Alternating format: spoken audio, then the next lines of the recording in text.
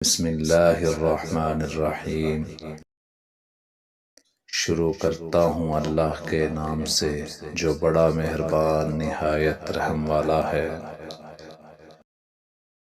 حضور اکرم صلی اللہ علیہ وسلم نے فرمایا کہ وحی نازل ہوتے وقت کبھی مجھ کو گھنٹی کی سی آواز محسوس ہوتی ہے اور وحی کی یہ کیفیت مجھ پر بہت شاق گزرتی ہے۔ جب یہ کیفیت ختم ہوتی ہے تو میرے دل و دماغ پر اس فرشتے کے ذریعہ نازل شدہ وحی محفوظ ہو جاتی ہے، اور کسی وقت ایسا ہوتا ہے کہ فرشتہ بشکل انسان میرے پاس آتا ہے اور مجھ سے کلام کرتا ہے،